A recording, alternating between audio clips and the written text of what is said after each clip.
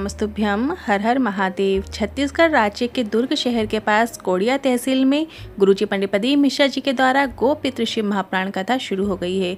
8 अक्टूबर दूसरे दिन की कथा पूर्ण हो चुकी है। यह 7 दिवसीय शिव महापुराण कथा है जो कि 7 अक्टूबर से 13 अक्टूबर तक आस्था चैनल यूट्यूब के माध्यम से देखी जा सकती है। आज की कथा बहुत ही अधिक रोचक जानकारियों से भरपूर थी, जिसमें गुरुजी ने विशेष उपायों की जानकारी दी है। अच्छी कथा में गुरुजी ने बताया है गाय के गोबर का जो कंडा होता है, जिसे हम गोबरी भी कहते हैं, उससे जुड़ा एक नया उपाय गुरुजी ने बताया है। और आरती के बाद कपूर क्यों जलाया जाता है, उसका क्या फल प्राप्त होता है, वो भी हम आज की कथा में जानेंगे। और यदि आपके पास श्राद्ध करने के लिए कुछ भी नहीं है, आप किसी ब्राह्मण को जिमा भी नहीं सकते हैं, तो क्या कर सकते हैं, उसके लिए भी गुरुजी ने उपाय बताया है। और आज 8 अक्टूबर की कथा में गुरुजी ने 18 उपाय पत्र उपयोगी जानकारियां दी हैं। सभी की जानकारी आपको इसी वीडियो के माध्यम से देंगे। किसी कारणवश यदि आपने आज की कथा नहीं सुनी है तो पूरी कथा का रास्ता तो आपको एक छोटे से वीडियो से प्राप्त हो जाएगा। तो बढ़ते हैं आज की कथा की पहली जानकारी की ओर। शरीर में बीमारी आती है तो डॉक्टर के पास जाते हैं, और अगर मन में बीमारी आती है तो भोलेनाथ की कथा में जाते हैं, शिव मंदिर जाते हैं। और कहीं मन भटक रहा हो, कहीं मन विचलित हो रहा हो, तो शिव महापुराण कथा का श्रवण करना चाहिए।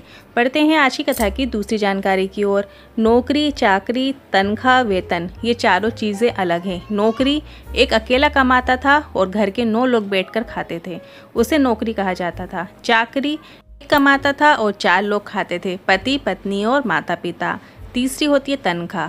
तनख्वाह अर्थात अपनी कमाई से स्वयं का भरण पोषण करना, स्वयं खाना। और चौथा होता है वेतन।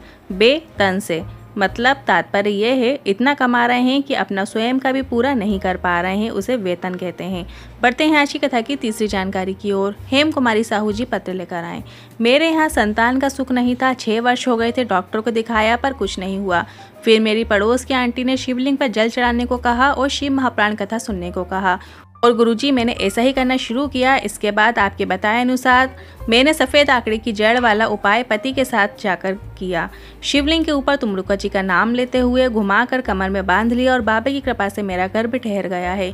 मैंने 2 बच्चों को जन्म दिया है। इसके बाद 6 महीने के बाद बेटा और बेटी दोनों शांत हो गए। बाबा से निवेदन किया कि दोनों बच्चे बीमार थे, पर अभी भी विश्वास है तू ज़रूर देगा और स्वस्थ बच्चा देगा। मैंने फिर से सफ़ेद आंकड़े की जड़ वाला प्रयोग किया और मेरा फिर से गर्भ ठहर गया है, और अभी मेरा 9वां महीना चल रहा है। मैं कथा पंडाल में आभार व्यक्त करने आई हूँ। बढ़ते हैं आज की कथा की चौथी जानकारी की ओर। मुक्ता साहू जी पत्र लेकर आए। टीवी में कथा सुनी थी, आसन लगाकर कथा सुनती थी, कभी पंडाल में बैठकर नहीं सुनी, पर बाबा से निवेदन किया और बाबा ने मुझे घर प्रदान किया है। मेरे पति की नौकरी में वेतन सिर्फ 12,000 थी। आपने शिवलिंग पर जल चढ़ाकर जहाँ से जल गिरता है उस स्थान पर स्पर्श करके कामना की कि पूरी जरूर होती है, ऐसा आपने बताया, और बाबा की कृपा से मैंने वो उपाय किया। मैंने अपने हाथ की हथेली से जल गिरता है वहाँ पर मैंने लगाकर अपनी कामना की। बताया था कि ऐसे की गई कामना जरूर पूरी होती है, और बाबा की कृपा से मेरे पति की तनख्वाह 2.5 महीने में ही 50,000 हो गई है। और मैं कई बार सरकारी नौकरी के लिए प्रयास किया, पर कहीं भी नौकरी नहीं लग रही थी। फिर मैंने बाबा से सरकारी नौकरी के लिए निवेदन किया कि ये आखिरी फॉर्म भर रही हूँ, अब नहीं भरूंगी, और मेरे स्टाफ नर्स के पद में नौकरी लग गई है। उसी का आभार व्यक्त करने कथा पंडाल में आई हूँ। बढ़ते हैं आज की कथा की 5वीं जानकारी की ओर।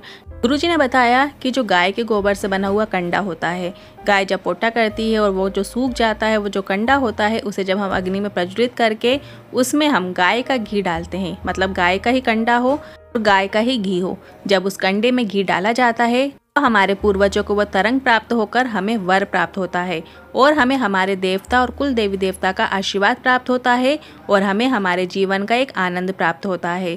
बढ़ते हैं आज की कथा की 6वीं जानकारी की ओर। महेंद्र साहू जी पत्र लेकर आए। मेरी 5 वर्ष की बच्ची को चलने में परेशानी हुई तो डॉक्टर को दिखाया तो पता चला उसे उसकी कमर की हड्डी जन्म से बेकार है। इससे उसका एक पैर छोटा होता चला जाएगा और काम करना बंद कर देगा। तब हमारा पूरा परिवार आपकी शिव महापुराण कथा सुनता था। हमने शिवलिंग पर 1 लोटा जल चढ़ाकर उसका आचमन करा देते, और आपने एक कथा में कहा था बेलपत्र माता अशोक सुंदरी वाले जगह पर चढ़ाकर उसे खिलाने को कहा था। वो हमने किया और बच्ची ठीक होने लगी है। बच्चे की लाखों का ऑपरेशन भी होना था, जो नहीं हुआ है। आज वो पूरी तरीके से ठीक हो गई है। उसी का आभार व्यक्त करने कथा पंडाल में आए हैं। बढ़ते हैं आज की कथा की 7वीं जानकारी की ओर। गजेंद्र कुमार साहू जी पत्र लेकर आए। बीमारियों ने घेर लिया था, कई प्रकार की जांचें हुई और डॉक्टर ने कई प्रकार की बीमारियां बता दी थी। और 1 लोटे जल और 1 बेलपत्र ने मुझे बचा लिया। उसी का आभार व्यक्त करने कथा पंडाल में आए हैं। बढ़ते हैं आज की कथा की 8वीं जानकारी की ओर। गुरुजी ने आज सभी से पूछा, आरती के बाद कपूर क्यों जलाया जाता है? जब हम कर्पूर गौरम करते हैं तो आरती के बाद ही क्यों किया जाता है, इसका क्या फल होता है? तो गुरुजी ने बताया, कपूर अश्वमेघ यज्ञ की पूर्ण आहुति का फल प्रदान कर देता है और हमें अश्वमेघ यज्ञ का फल प्राप्त होता है, इसलिए आरती के बाद कपूर को जलाया जाता है। बढ़ते हैं आज की कथा की 9वीं जानकारी की ओर। गौ गंगा का मतलब बताते हुए गुरुजी ने बताया, गंगा जी को लाने के लिए गौ माता का बहुत ही योगदान रहा। गौ माता के जो कंडे हैं, उपले हैं, उन्हें जब जलाया गया और उसमें जब घी डाला गया तो उस घी की गंध से 60,000 राख के ढेर मिले थे। तब जाकर गंगा मैया पृथ्वी में प्रकट हुई थी। इसी का वर्णन हमें कथाओं में मिलता है। बढ़ते हैं आज की कथा की 10वीं जानकारी की ओर। श्राद्ध पक्ष में जो गौ माता के विवाह की इस पवित्र कथा को सुनता है, उसके पितृ कभी नरक नहीं भोगते, देवलोक में पहुंच जाते हैं। और जो गौ माता की विवाह की कथा है वो कल की कथा में गुरुजी बताएंगे, उसे विशेष रूप से जरूर सुनिएगा। बढ़ते हैं आज की कथा की 11वीं जानकारी की ओर। आपके पास श्राद्ध करने के लिए कुछ भी नहीं है। गुरुजी ने बताया, यदि आपके पास श्राद्ध करने के लिए कुछ भी नहीं है, आपके पास में 16 श्राद्ध में ब्राह्मण भोजन के लिए भी धन नहीं है, आपके पास बहन बेटी को देने के लिए भी कुछ नहीं है, अगर आप 1 रुपये भी अन्नदान नहीं कर सकते हैं, तो शिव महापुराण की कथा कहती है, कहीं पर घास लगी हो उसे आप तोड़कर गौ माता के मुख में भी दे दी जाती है, तो पितृ को श्राद्ध के बराबर फल प्राप्त होता है। इतना महत्व होता है गौ माता को घास खिलाने से।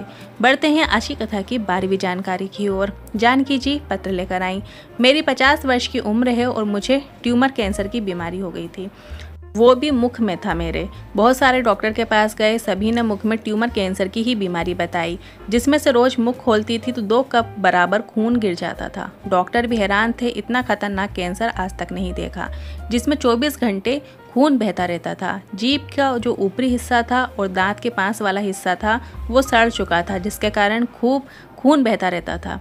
डॉक्टर ने मुख और दांत के भाग को काटने को कह दिया था और ऑपरेशन करने के लिए बाहर से डॉक्टर आएंगे और थेरेपी देंगे। डॉक्टर को जांच कराकर मैं वापस आई, क्योंकि मेरे पास इतना भी धन नहीं था और ना ही मैं इतनी सामर्थ्यवान थी। इसके बाद टीवी में एक दिन चैनल बदलते बदलते आपकी कथा आ गई, जिसमें आपने पशुपतिनाथ व्रत का बारे में बताया था और 1 बेलपत्र 1 लोटे के जल का महत्व बताया था। वो मैंने किया। बेलपत्र की पत्ती का मुख अपनी ओर रखते हुए मैंने अर्पित करना शुरू किया और बाबा की कृपा का क्या वर्णन करूं। ये मेरी तीसरी कथा है जो मैं सुन रही हूँ। पंडाल की रज को मुख में फेर कर जाती थी और मैंने डॉक्टर को दिखाया। डॉक्टर ने कहा, अब तुम्हारा कैंसर ठीक हो चुका है। उसी का आभार व्यक्त करने कथा पंडाल में आई हूँ। बढ़ते हैं आज की कथा की 13वीं जानकारी की ओर। नंदिनी वर्मा जी पत्र लेकर आई। 17 साल डॉक्टर को दिखाया, संतान सुख नहीं था। टेस्ट ट्यूब भी कराया, संतान सुख नहीं हुआ। एक बार टीवी में आपकी कथा सुनी और सफ़ेद आकड़ी की जड़ वाला प्रयोग किया और पशुपतिनाथ व्रत किया और कथा पंडाल में बैठकर कथा सुनी और बाबा की कृपा से मेरा गर्भ ठहर गया है और मुझे पुत्र रत्न की प्राप्ति हुई है। उसी का आभार व्यक्त करने कथा पंडाल में आई हूँ। बढ़ते हैं आज की कथा की 14वीं जानकारी की ओर। भोजन नहीं पचता तो बीमार कर देगा। धन सुख वैभव आने पर अगर वो नहीं पचता है तो वो भी आपको पापी कर देगा। ज्ञान नहीं पचता तो वो आपको अभिमानी बना देता है। बात नहीं पचेगी तो तुम्हें वो चुगलखोर बना देगी। दुख नहीं पचता जीवन का तो वो हमें निराशवान बना देता है और जो दुख को पचा लेता है वो विद्वान श्रेष्ठवान बन जाता है। बढ़ते हैं आज की कथा की 15वीं जानकारी की ओर। रोज मंदिर जाना, रोज जल चढ़ाना, पर रोज भगवान से मांगना नहीं, बस एक बार जल चढ़ाकर बोलना, बहुत तकलीफ चल रही है, जीवन में बहुत कष्ट है, आपको ही संभालना है बाबा। बस एक बार कह दिया ना, अब बार बार नहीं कहना, वो साथ लेगा। बस रोज जल चढ़ाना, उसके द्वारा कभी मत छोड़ना। बढ़ते हैं आज की कथा की 16वीं जानकारी की ओर। समुद्र मंथन में 5 गाय निकली, जिनका नाम बताते हुए गुरुजी ने कहा, नंदा, सुभद्रा, सुरभि, सुशीला और भौरी। वो 5 गायें हैं जो समुद्र मंथन के दौरान निकली थीं। बढ़ते हैं आज की कथा की 17वीं जानकारी की ओर। गुरुजी ने कहा, हम देश के प्रधानमंत्री और राष्ट्रपति से एक बात कहना चाहते हैं। अगर आप तक हमारी बात पहुंच रही हो तो आपसे एक बात कहना चाहेंगे। आप गौ माता के लिए कुछ कर रहे हैं या नहीं कर रहे हैं, वो अपनी जगह है। नर्सरी क्लास से लेकर 10th क्लास तक के बच्चों को पाठ्य पुस्तक में एक अध्याय गौ माता से संबंधित जरूर शुरू कर देना चाहिए। गौ की रक्षा से जुड़ी बातें होनी चाहिए और गाय के दूध में 67% कैलोरीज होती है जो कैंसर तक को समाप्त कर देती है। गाय माता से जुड़े तथ्य उन किताबों में आना चाहिए। बढ़ते हैं आज की कथा की 18वीं जानकारी की ओर। सत्यम शिवम सुंदरम श्री महाप्राण कथा में गुरुजी ने एक नए उपाय की जानकारी दी थी। इस उपाय को आप 9 अक्टूबर सोमवार के दिन कर सकते हैं।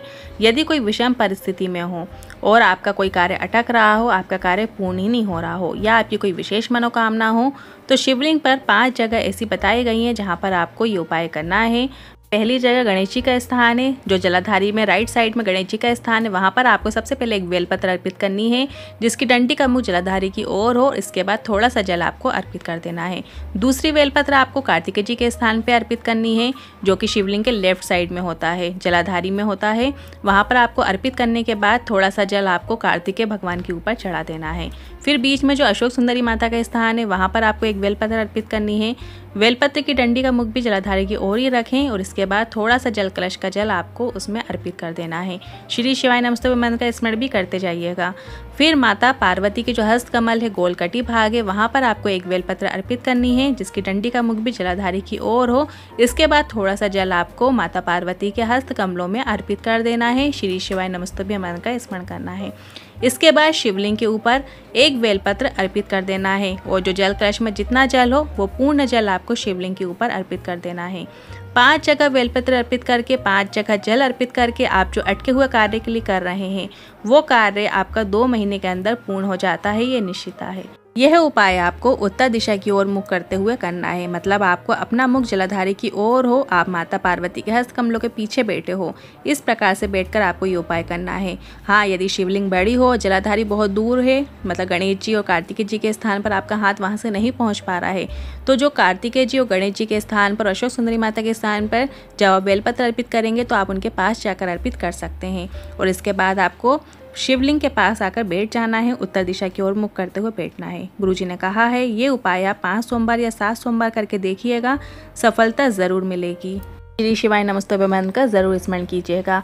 आज के इस वीडियो से संबंधित आपके मन में कोई भी क्वेश्चन है, सवाल है, तो आप कमेंट बॉक्स के जरिए पूछ सकते हैं। वीडियो थोड़ा भी उपयोगी लगा हो तो वीडियो को लाइक करके कमेंट बॉक्स में हर हर महादेव ज़रूर टाइप कीजिएगा। श्री शिवाय नमस्तुभ्यं।